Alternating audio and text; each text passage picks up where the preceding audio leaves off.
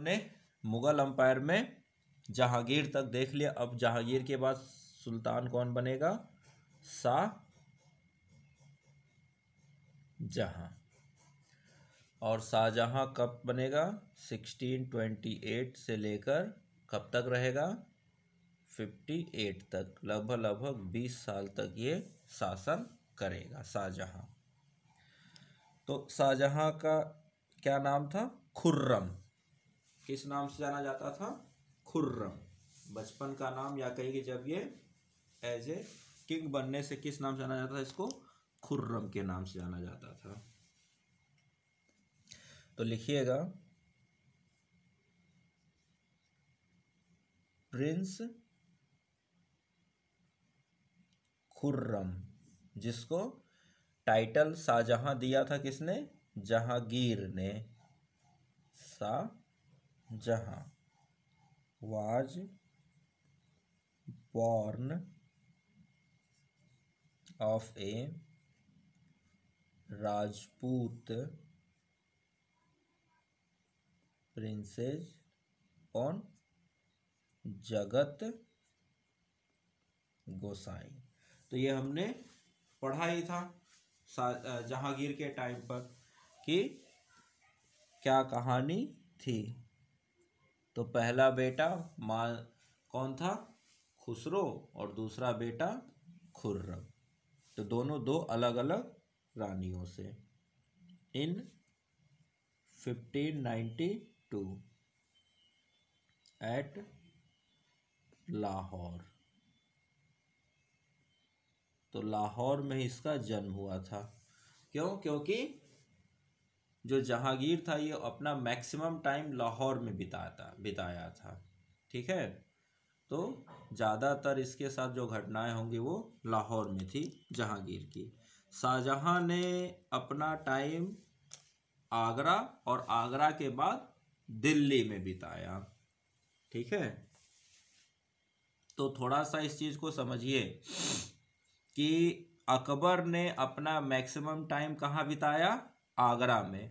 और आगरा का किला, सबसे पहले लाल किला, जो आगरा का सबसे बड़ा किला है लाल किला, वो अकबर के टाइम पर बना।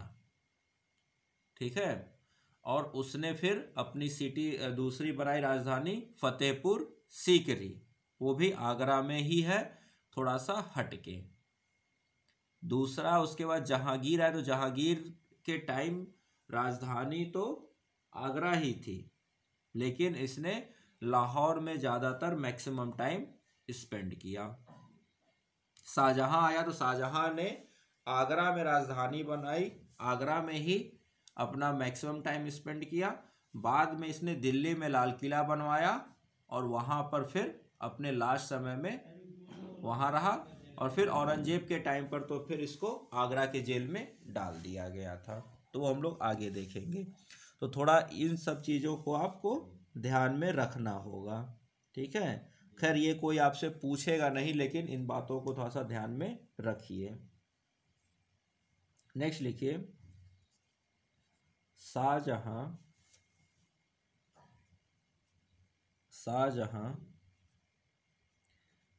हेल्ड द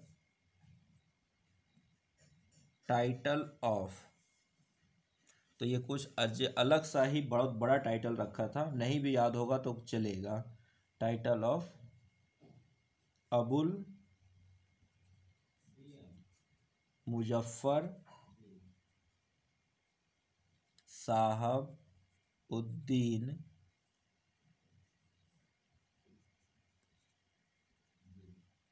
मोहम्मद साहिब किरण ए सानी एट आगरा।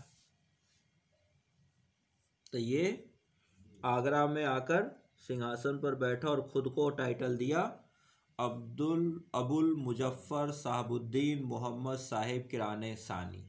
ये इसका खुद का टाइटल दिया हुआ है, नहीं भी याद होगा तो चलेगा। ठीक है, नोट्स में लिखवाना होता है, मैंने लिखवा दिया।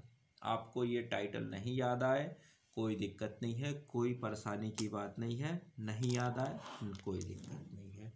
ठीक है ना। नेक्स्ट पॉइंट लिखिए, Khurram was married to, Khurram was married to Arjumand, Arjumand Banu Begum, Arjumand Banu Begum क्या है, यही आगे चल के बनती है मुमताज महल। और ये किसकी है, डॉटर ऑफ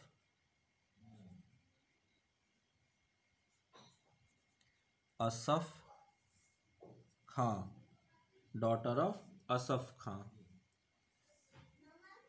और असफ खां कौन है, तो असफ खां है ब्रदर ऑफ नूर जहां, मैरिड टू अंजुमन बानू बेगम। चाहे तो यहाँ पर लिख लीजिए इन 1612, इन 1612, यहाँ लिख लीजिए 1612 में उसने अर्जुमंद बानू बेगम से शादी कर ली, जो नूर जहां का भाई असफ खां की बेटी थी। तो देखा जाए तो नूर जहां कौन है, नूर जहां शाहजहां की सौतेली माँ है, सौतेली माँ का भाई, तो सौतेला मामा, तो वो मामा की लड़की। खैर इन लोगों में तो ऐसा, मतलब इस्लाम में ब्लड रिलेशन नहीं चलता, इस्लाम में क्या चलता है, मिल्क रिलेशन। क्या चलता है, मिल्क रिलेशन चलता है, कि अगर एक माँ से दो बच्चों ने ब्रेस्ट फीडिंग या मिल्क फीडिंग की है तो उनकी शादी आपस में नहीं हो सकती। ठीक है, जैसे हर धर्म का अपना अपना सिस्टम है। तो अगर देखा जाए हिंदुओं में ब्लड रिलेशन चलता है, लेकिन मुस्लिम इस्लाम में मिल्क का रिलेशन चलता है। कि हिंदू में क्या है, एक व्यक्ति के अगर वो एक ही व्यक्ति इसके बेटा या बेटी है, एक ही व्यक्ति के बच्चे हैं, भले ही वो कितने भी दूर के रिलेशन है, अगर उनके बीच में ब्लड रिलेशन बन रहा है तो वो शादी नहीं हो सकती। बट इस्लाम में क्या है, ब्लड रिलेशन नहीं देखा जाता है, मिल्क रिलेशन देखा जाता है। कि एक माँ का मिल्क अगर दो बच्चों ने पिया है तो वो दोनों की शादी नहीं होगी, बाकी और किसी भी तरह का रिलेशन हो वो शादी हो सकती है। ठीक है, तो हर धर्म का अपना सिस्टम है, और कोई भी ना ही बहुत सही है ना ही कोई बहुत गलत है। जो धर्म जैसा डेवलप हुआ, जो उस वक्त कंडीशंस थी, उन्होंने उस चीज़ों को अपनाया और आगे उसी को अपना बढ़ाते चले गए। अगर कोई इसको गलत कहता है तो भी वो व्यक्ति भी गलत है, और कोई सही कहता है तो भाई अपनी अपनी धर्म की हर किसी की अपनी मान्यता है। और हमारा संविधान उसको क्या कहता है कि आप अपने धर्म की मान्यताओं को मान सकते हो और उस हिसाब से अपना रह सकते हैं, वो उसका मौलिक अधिकार है, फंडामेंटल राइट है। खैर हम वो तब की बात कर रहे हैं जब संविधान जैसी कोई चीज़ थी ही नहीं, लेकिन आज के डेट में ये चीज़ें हैं। जो धर्म में रह गया तो वो धर्म अपना चल रहा है। ठीक है, नेक्स्ट लिखिएगा,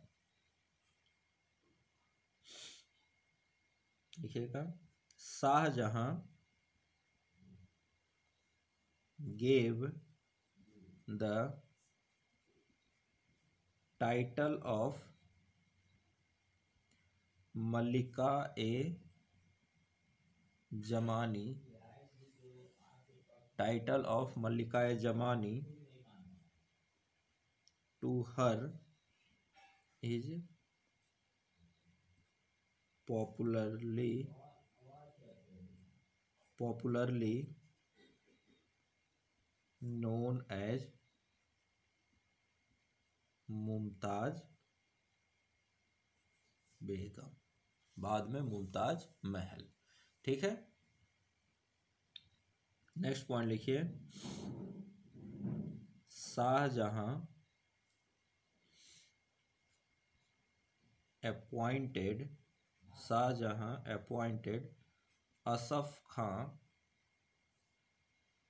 एज हिज वजीर and gave the title of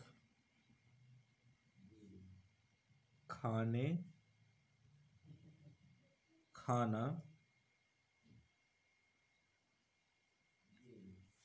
to बत खां। तो असफ खां को वजीर बनाया और मोहब्बत खां, एक दूसरे व्यक्ति थे मोहब्बत खां, उनको खाने खाना का टाइटल दिया।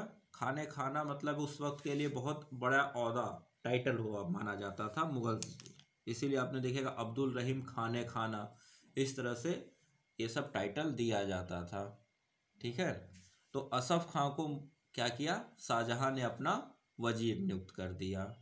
ठीक है, नेक्स्ट पॉइंट क्या है, अब ये Mahabat MAHABAT Mahabat Khan.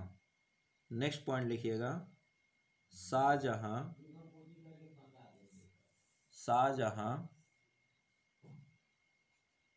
Late Nur Jahan to get settled in Lahore with an annual pension of 2 lakh rupees, 2 lakh पर साल के एनुअल पेंशन पे इसने क्या किया, नूरजहां को लाहौर भेज दिया। और नूरजहां का इंटरफेरेंस मुगल दरबार से खत्म हुआ। ठीक है, जहांगीर की मौत के बाद, जहांगीर की डेथ के बाद नूरजहां को इसने बहुत अच्छे और चालाकी से क्या किया, ठिकाने लगाया। कैसे, तो असफ खां जो उसका भाई था, जिसकी वजह से मेन खतरा था, उसको अपना ससुर बना लिया और वजीर बना दिया। तो असफ खां तो अब कुछ बोलेगा नहीं, और नूरजहां को ह्यूमिलेट या बेइज्जत नहीं किया, नूरजहां को बाकायदे बाइज्जत कहाँ भेज दिया, नूरजहां को लाहौर भेज दिया और कहा कि ये लो 2 लाख रुपया पर साल, अपना खर्चा वगैरह उससे निकालो और जब तक जीना अपना चुपचाप लाहौर में अपने ज़िंदगी जियो, बाकी तुमको सारी सुविधाएं उसमें अवेलेबल हो जाएंगी, क्योंकि महल वगैरह और बाकी चीज़ें तो थी ही वहाँ पर पहले से। तो इस तरह से नूरजहां का दखल अंदाजी मुगल कोर्ट से खत्म हुई। ठीक है, अब यहाँ तक तो इसका क्या हुआ, सुल्तान बनना, और सुल्तान बनने से लेकर जो जो इसने कुछ ऐसे काम किए जिससे अपनी पोजीशन को इसने मजबूत किया दरबार में। ठीक है, और कोई भी इसके खिलाफ अब खड़ा होने की हैसियत नहीं रखता था। तो इस तरह से इसने अपने आप को क्या किया, पूरी तरह से सेटल्ड कर लिया। ठीक है, अब हम लोग समझते हैं इसकी पॉलिटिकल हिस्ट्री को, यानी कि अब इसने पॉलिटिकली क्या क्या काम किया। ये तो हमने क्या देखा, छोटा सा ये देखा कि शाहजहां ने जब सुल्तान बना तो उसने अपने आप को इस्टेब्लिश करने के लिए जो सुल्तान क्या क्या काम किए या अपनी महत्वाकांक्षाओं को पाने के लिए। अब वो आगे बढ़ेगा अपने पॉलिटिकल कैरियर में, यानी कि मुगल साम्राज्य का क्या करेगा, या तो एक्सपेंशन करेगा या कॉन्ट्रैक्शन होगा या रिवोल्ट होगा। अब जो भी पॉलिटिकल घटना है अब हम उनको यहाँ देखेंगे। ठीक है, तो अब इसको रब करते हैं और अब देखते हैं शाहजहां की पॉलिटिकल जो भी इंसिडेंट्स होते हैं और क्या क्या ये पॉलिटिकली किस तरह से अपने आप को मजबूत करता है, मुगल साम्राज्य को आगे बढ़ाता है, उन चीज़ों को यहाँ अब देखेंगे। ठीक है, तो ये रब किया जाए और पॉलिटिकल की तरफ चला जाए।